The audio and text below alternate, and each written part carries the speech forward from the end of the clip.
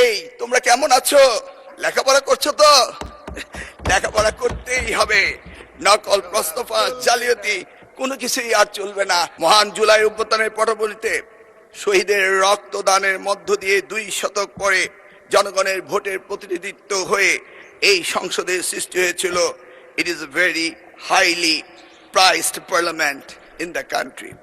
যে কারণে লম্বা বক্তৃতা নয়, আমরা অনেকেই জানি এই অল্প সময়ের ভিতরে বক্তৃতা আমি দিচ্ছি, তার কারণ আমরা দেখেছি আমেরিকার প্রেসিডেন্ট আব্রাহাম লিঙ্কন তার জীবনের সবচেয়ে সংক্ষিপ্ত বক্তৃতায় একটি এমন উক্তি করেছিলেন যা যুগ যুগ ধরে মানুষের মনে রয়েছে, the government of the people.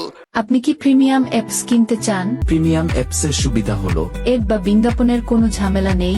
Credit বা ডেবিট কার্ড দিয়ে যে অ্যাপসগুলো আনলক করতে হয় তা আনলক করা থাকবে। তাই আর দেরি না করে এক্ষুনি 01816386194 এই নম্বরে হোয়াটসঅ্যাপ এ যোগাযোগ করুন। By the people for the people. মাননীয় স্পিকার, এই মহান সংসদে আমি দাঁড়িয়ে আজকে আমার শিক্ষা ব্যবস্থার উপর দুটি কথা বলতে চাই। আমি দেখেছি শহীদ রাষ্ট্রপতি জিয়াউর রহমান মাত্র 16 দিনের জন্য তিনি শিক্ষামন্ত্রীর দায়িত্ব নিয়েছিলেন এবং তিনি এই শিক্ষার ব্যাপক পরিবর্তন এনেছিলেন। তারই পরে 1991 সালে দেশমাতা বেগম খালেদা যখন প্রধানমন্ত্রী হয়েছিলেন সেই সময়ে তিনি ব্যাপক পরিবর্তন করেছিলেন। নারী শিক্ষার বিপ্লব এনেছিলেন, শিক্ষকদের জন্য অবসর ভাতা এবং কল্যাণ ট্রাস্ট হতে শুরু করে সকল সুযোগের ব্যবস্থা করে দিয়েছিলেন। ক্ষমতায় থেকে টেনে ফেলার রাজনীতি বাদ দিতে হবে, সমৃদ্ধ বাংলাদেশের পথে ঐক্যবদ্ধভাবে এগিয়ে নিতে হবে।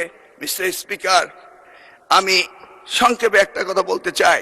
আজকের দিনে কিছু কিছু পাপের কথা উঠলেই কোথাও কোথাও বিশেষ প্রতিক্রিয়া দেখা দেয়। আমরা দেখেছি কারো কারো শরীরে জ্বালা ধরে, কিন্তু কেউ কেউ শুনতে না চাইলেও আমরা কি পাপের কথা ভুলে যাব? চাইলে কি সব ভুলে যায়?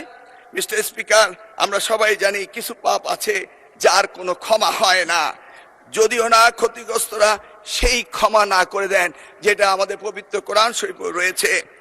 আমরা বাস্তবতায় অনেক সময় অনেক কিছু মেনে নেই, উপেক্ষা করি, হজম করি এবং কম্প্রোমাইজ করি, কিন্তু তাই বলে পাপ কি কখনো মুছে যায়?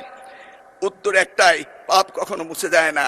সত্যটা হলো এই জাতির ইতিহাসে সবচেয়ে বড় পাপের ঘটনাটি ঘটেছিল 1971 সালে। 54 বছর পরও জাতি তা ভুলে যায়নি।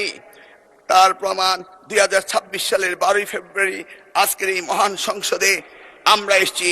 সুতরাং এই পাপের কথা আমরা ভুলে যাব না, বরং প্রজন্ম থেকে প্রজন্ম আমরা এই পাপের কথা বলেই যাব। মাননীয় স্পিকার, সোনামণিদের জন্য বলবো, তাদের উদ্দেশ্যে বলবো, এই তোমরা কেমন আছো? লেখাপড়া করছো তো? লেখাপড়া করতেই হবে।